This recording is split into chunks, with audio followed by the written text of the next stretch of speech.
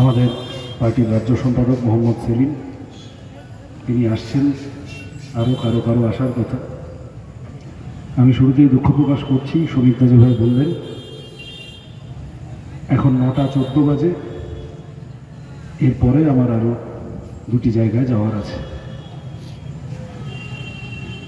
ফলত আমি খানিকটা অল্প কয়েকটা কথা বলে আমি আপনাদের কাছ থেকে অনুমতি নিয়ে বিদায় নেব। ঐশীরও আসার কথা নাকি? ঐশী ঘোষ এসএফআই এর নেত্রী, গোটা দেশের, ও আসবে। কংগ্রেসের নেতৃত্ব আছেন, আমি তাদেরও নমস্কার জানাই। এই গোটা 2 মাস, 2.5 মাস প্রায়, যেদিন প্রার্থীপদ ডিক্লেয়ার্ড হয়েছিল 76 দিন, এখন সেটা 3 দিন, মানে 3-4 দিন, আর 72-73 দিন হয়ে গিয়েছে। এই 72-73 দিনে কম করে ছোট বড় মাঝারি, আগে থেকে পরিকল্পনা করা বা পরিকল্পনা না করা, 100-150 বার মাইক হাতে নিয়ে কোথাও কিছু বলতে হয়েছে। তা আজকের মতো নার্ভাস কোথাও কোনোদিন লাগেনি, কারণ আজকে নিজের পাড়ায় বলা, যাদের মাঝে বড় হয়েছি তাদের কাছে বলা, তার অনুভূতি অন্যরকম। আমার খুব কিছু আলাদা করে বলার নেই। আমি প্রথম কথা এইটুকু বলতে চাই যে আমি পাড়ার ছেলে হিসেবে আপনাদের কাছে ভোট চাইতে আসি। সেটা তো ঠিক আছে, একটা দিক আছে। আমি চেয়েছি, আমি এসেছি আপনাদের কাছে আমার পার্টির রাজনীতির ভিত্তিতে ভোট চাইতে, সমর্থন চাইতে। এই 2 মাস 2.5 মাসে চেষ্টা করেছি সচেতনভাবে আমার রাজনৈতিক প্রতিপক্ষ যারা, তৃণমূলের একজন প্রার্থী আছেন, তার সাথে আমার পূর্ব পরিচিতি ছিল। বিজেপির একজন প্রার্থী হয়েছেন, তার সাথে আমার খুব আলাপ ছিল না, এই ভোটের চক্করে 1-2 বার দেখা হলো। আরও কোথাও এসইউসিআই আরও কেউ প্রার্থী দিয়েছে। আমি চেষ্টা করেছি এদের সম্পর্কে ব্যক্তিগতভাবে কোনো কথায় না যেতে। একটু মন খারাপ হয়েছে কোথাও তৃণমূলের কর্মীরা, বিশেষত পাড়ার মধ্যে যখন শুনেছি পথসভা করে আমাকে ব্যক্তিগতভাবে পরিবার অনেক রকম উল্টোপাল্টা আজে বাজে কথা বলছেন। যাই হোক, ঠিক আছে, ওগুলো পার্ট অফ দ্য গেম। যেটা মনে হয়েছে সেটা হচ্ছে রাজনীতি কি কম পড়িয়েছিল। যখন বেশি ব্যক্তিগত কথায় যেতে হয়, তার মানে বুঝতে হবে যে আসলে রাজনৈতিক কথা বলার মতো মানুষের কাছে কমে গিয়েছে বলে সৃজনকে ব্যক্তি আক্রমণ করতে হচ্ছে। আমি রাজনীতির কথায় স্টিক করতে চাই। এই পাড়ার, এই অঞ্চলের, এই চত্বরে যতদূর মাইকের আওয়াজ পৌঁছাচ্ছে, যিনি সিপিএম করেন, যিনি তৃণমূল করেন, যিনি অন্য কোনো পার্টি করেন, সকলেই আমার পরিচিত, অনেকেই আমার বন্ধুস্থানীয়, আলাদা করে। আর তাদের কাছে রাজনীতির বাইরে অন্য কথা বলার কিছু নেই। কোন রাজনীতির কথা বলতে চেয়েছি গত 2 মাস, 2.25 মাস ধরে পাখি পড়ার মতো করে বলেছি রুজি রুটির কথা। রুটি, কাপড়া, মাকান, অন্ন, বস্ত্র, বাসস্থান, শিক্ষা, স্বাস্থ্য, কর্মসংস্থান। খুব বেসিক কথা। জিনিসের দাম কিভাবে বাড়ছে, বেকারত্বের সমস্যা, 100 দিনের কাজ, স্কুল, কলেজ, হাসপাতাল। আমরা পশ্চিমবঙ্গের মতো একটা অত্যন্ত রাজনৈতিকভাবে পোলারাইজড রাজ্যে বড় হয়েছি। আমরা যখন বড় হচ্ছি, সেই সময় বামপন্থীরা সরকারে, প্রশাসনে, তখনও সিপিএম এর সমালোচনা করার অনেক লোক ছিল। তখনও রামলাল বাজারে বা নন্দীবাগানে বা কাস্তপাড়া মোড়ে কোনো না কোনো চায়ের দোকানে বসে বুদ্ধবাবু এই ভুল করলেন, জ্যোতিবাবু এইটা ঠিক করেননি, এগুলো বলার অনেক লোক ছিল। কিন্তু তখন বিতর্ক হতো কৃষি ভালো না শিল্প ভালো, শ্রমিকেরা মজুরি পাচ্ছে, কারখানাটা ঠিক চলছে, কৃষকের ফসলের দাম, অমুক জায়গায় স্কুলটা কেমন চলছে, হাসপাতালটা কেমন চলছে, এই সব নিয়ে বিতর্ক হতো।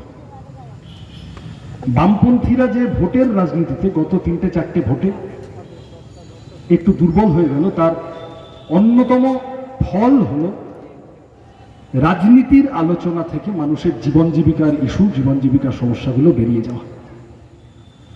এই পাড়ায় সিপিএম, তৃণমূল, বিজেপি, কংগ্রেস যা পারেন করেন। আমি যদি জিজ্ঞাসা করি, একটু মনে করে দেখেন তো, সন্ধ্যাবেলার এই যে টিভি চ্যানেলের আলোচনাগুলো হয়, আমরাও মাঝে মধ্যে যাই, শ্রমিক দ্বারা বলে যেতে যাই। শেষ কবে সন্ধ্যাবেলার টিভি চ্যানেলে আপনি পেট্রোল, ডিজেল, রান্নার গ্যাসের দাম আলোচনা হতে শুনেছেন? যে পার্টি করুন না কেন, শেষ কবে চাকরি বেকারত্বের সমস্যা? এই যে একটা খুব সিম্পল তথ্য, ব্রিটিশ আমলে ধনী এবং গরিবের মধ্যে ফারাক যত ছিল আমাদের দেশে, নরেন্দ্র মোদীর আমলে ধনী এবং গরিবের মধ্যে ফারাক তার থেকে বেশি বেড়ে গিয়েছে। ব্রিটিশ আমলের থেকে খারাপ অবস্থা। চমকে ওঠার মতো তথ্য। এই তথ্যটি নিয়ে আপনি কোনোদিন কোনো একটি আলোচনা টিভি চ্যানেলে দেখেছেন, শুনেছেন বলে মনে পড়ে? কি ভয়ানক কাণ্ড! আমাদের রাজ্যে ৮,০০০ স্কুল বন্ধ হয়ে গেল, মরমরা। ওদিকে কিশলয় থেকে এদিকে সুচেতনগর, গোটা রাজ্য জুড়ে ৮,০০০ স্কুল বন্ধ হয়ে গেল। ৪ লক্ষ মাধ্যমিক পরীক্ষার্থী কমে গেল। এই বছরও মাধ্যমিকে ১.৫ লক্ষ ফেল। এই বাচ্চা ছেলেমেয়েগুলোর দোষ। আমাদের শিক্ষা ব্যবস্থার হলোটা কি? স্কুলগুলোর কি চেহারা, শিক্ষকদের কি চেহারা? যাদের পড়ানোর কথা তারা ধর্মতলায় আর বিকাশ ভবনের সামনে দিনের পর দিন রাত যাচ্ছেন, আর যাদের চাকরি পাওয়ার কথা নয় তারা তৃণমূলকে ঘুষ দিয়ে চাকরি পেয়ে এখন কোর্টের রায় বিপদে পড়ে গেছেন একটা অংশ।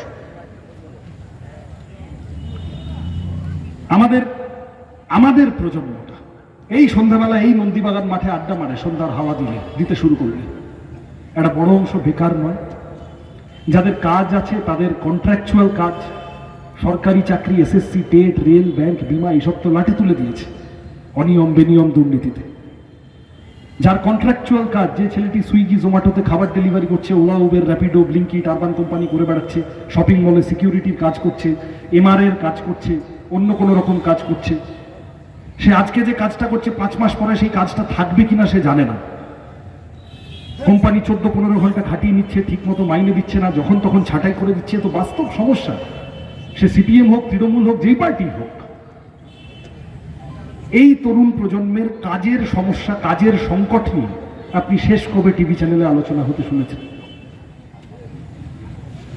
আমাদের রাজ্যে এই যাদবপুর কেন্দ্রের মধ্যে একদিকে আমাদের এই শহুরে অঞ্চলগুলো আছে, আবার একদিকে বারুইপুর, ভাঙড়, এইসবও যাদবপুর লোকসভার মধ্যে পড়ে।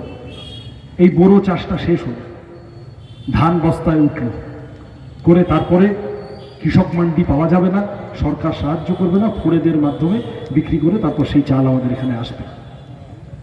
কুইন্টাল প্রতি ১৭০০ টাকা পাওয়ার কথা, গ্রামাঞ্চলে খুব চেষ্টা করে ১০০০, ১১০০, ১২০০-র উপরে উঠছে না।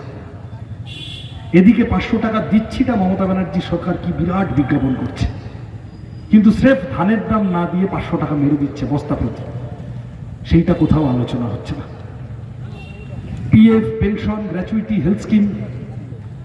কলকাতা শহর তো একটা বড় অংশ বৃদ্ধাশ্রম, এই অঞ্চলেও যে বয়স্ক মানুষরা থাকেন, মেডিকেল ইন্স্যুরেন্সের প্রিমিয়াম কি পরিমাণ বেড়েছে।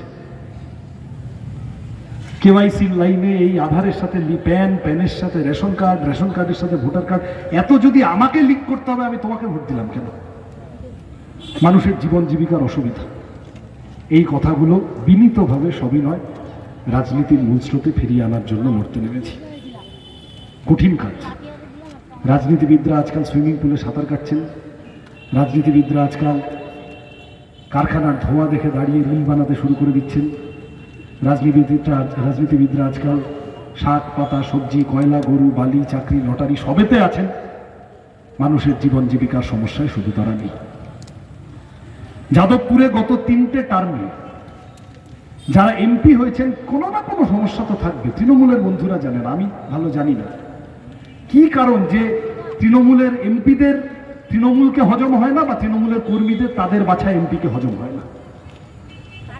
তারা প্রকাশ্য মিটিং করে বলেন খাও খাও খাও। মনে আছে নিশ্চয়।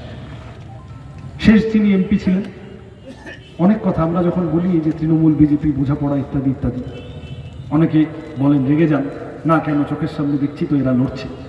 আমি বলি হ্যাঁ লড়ছে ঠিকই, যাত্রাপালায় রাম রাবণের যাত্রাপালা এসব হয় না? তারপরে স্টেজের আলো নিভে গেলে, যাত্রাপালা শেষ হয়ে গেলে স্টেজের পিছনে গিয়ে দেখা যায় একই বিড়ি কাউন্টারে রাম আর রাবণ খাচ্ছে। তৃণমূল বিজেপির ঝগড়াটা হলো ওইরকম। সিএ, এই সমস্ত একটা বড় অংশ কলোনি চত্বর, ওপার থেকে আসা মানুষ, উদ্বাস্তু পরিবারের মানুষ। হিন্দু মুসলমানের কেস নয়, হিন্দু মুসলমানকে একটা ঝগড়ার মেকি জামা চড়িয়ে এনআরসি, সিএ, এনপিআর এইসব বলে আসলে গরিব মানুষ, উদ্বাস্তু মানুষ, মধ্যবিত্ত মানুষ,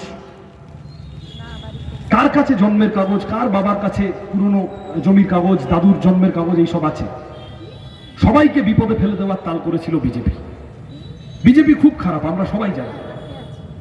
কিন্তু আমার প্রশ্ন খুব নির্দিষ্টভাবে, 10ই ডিসেম্বর 2019 যেদিন পার্লামেন্টে সিএএ লাগু হচ্ছে, আসছে, বিজেপি আনলো, বামপন্থীদের লোক কম কিন্তু সবকটা লোক গিয়ে বিজেপির বিরুদ্ধে ভোট দিয়ে।